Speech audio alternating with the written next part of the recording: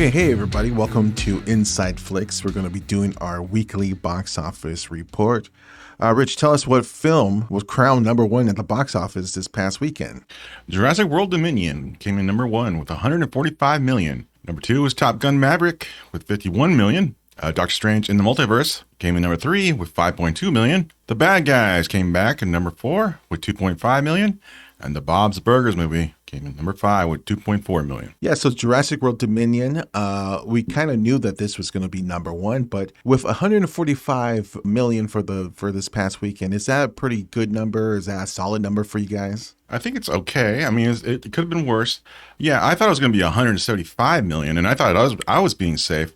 But back when we did that prediction, it was I believe the reviews were like 80% or 88% on Rotten Tomatoes. So I didn't know it was going to crash, by Friday. Yeah, once the movie was released, the critics came out and really pulverized this. I mean, they did. It was almost universally panned by critics. Raymond, you actually got a chance to see it. What's your quick review of Jurassic World Dominion? Yeah, well, I guess to do a quick review, I should start off by saying that I saw the original Jurassic Park when I was a little kid, not in theaters, on I think on VHS in the time, and I've always been a fan of the movie, but not a huge fanatic of it. I'd probably give the movie like a A- or B+, kind of in that territory. So because I don't love the movie quite as much as a lot of people, the sequels have all kind of just been okay to me. I don't hate any of them. They've all kind of just been kind of C+, B- territory. They've all been fine, passable. Mm-hmm. This one, on the other hand, for me was just awful, and everything wrong with Fallen Kingdom I thought was just like multiplied here, and it was just an awful experience watching this movie. I hated it, and Colin Trevorrow just absolutely brought just no life to this movie. It's completely flavorless, and it made me miss what J.A. Bayona brought to Fallen Kingdom, because while this movie has a lot of the same flaws as Fallen Kingdom, that movie was at least entertaining because of its director. This movie is just generic and lame and feels like any awful action movie that comes out in theaters. And I hated it. But what's going to happen to Colin Trevorrow? I would say that this film is critically hated. Yeah. Yes. But it is making a lot of money. So does that the audience likes it enough? Yes, that's getting a really good score from the audience on Rotten Tomatoes. So does it matches? It pretty much matches the opening box office weekend of Fallen Kingdom. It's only behind it by 3 million. So it's.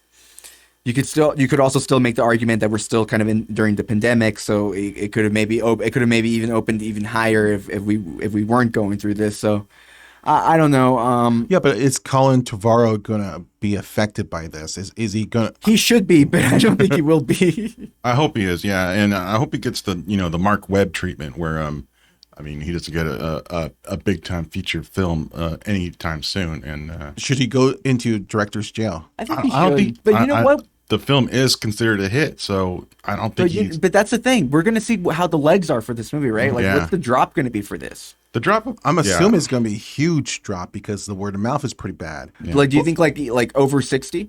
Yeah.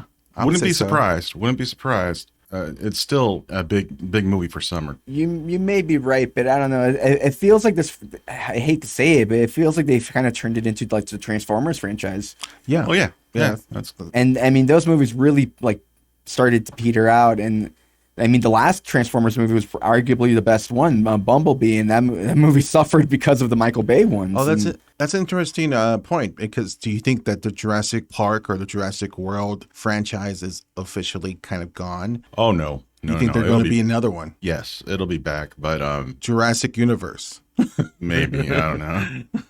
Jurassic Town. I don't know. Make they're it smaller. Go back to the roots or something. Jurassic Island or something. Maybe it is a big hit, and they announced a sequel already. I mean, another franchise. Well, I think it's going to do very well internationally. Oh, it already has. It already has. Yeah. And with the rest of the top 10, it was Downton Abbey came in number 6. Everything Everywhere All at Once came in number 7. Firestarter came in number 8, and that's what I want to talk about. Okay. It A huge jump.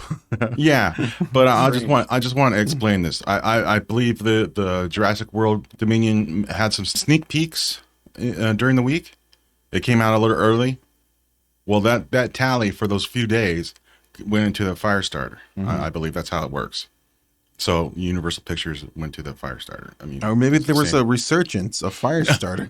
no. People saw this in Peacock. It was like, what? I need to watch this in the big screen. No. Man. No. So, that's what Zac happens. Efron fan. That's what happens when you do sneak peeks. Yeah, well, I mean, let's get to the international numbers for Jurassic World. Yeah, internationally it made a 247 million, which makes the worldwide total so far 392 million.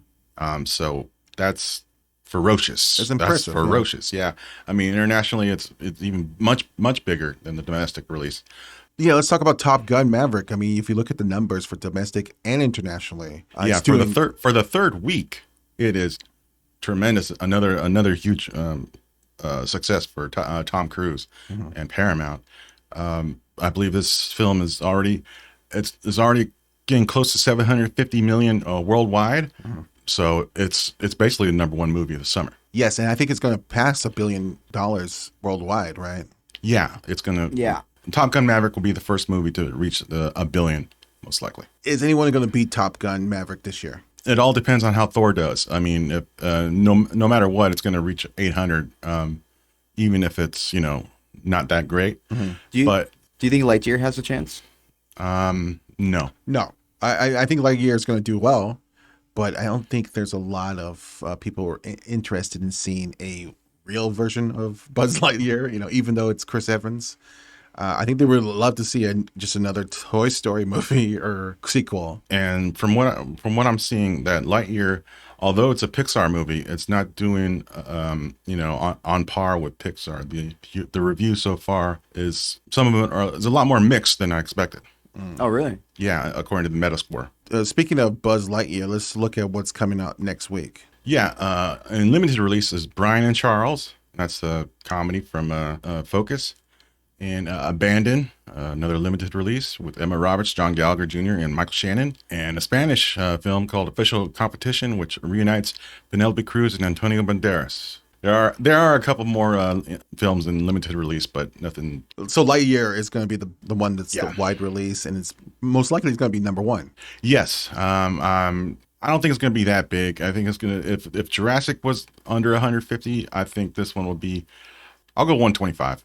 Raymond, what's your prediction? Yeah, so I'm gonna say Lightyear's gonna make 80 million opening weekend, and I'm mostly going with that estimate because I think it's gonna be seen more as an original property, and even if it was seen as like a direct like Toy Story sequel, Toy Story 4 opened to 120 million, so I think something beyond that is I think the audience for this is gonna probably be smaller. I'm guessing 80 million opening. I'm sticking to 125 because as far as kids movies goes this year, it's been Bad Guys and Sonic the Hedgehog 2.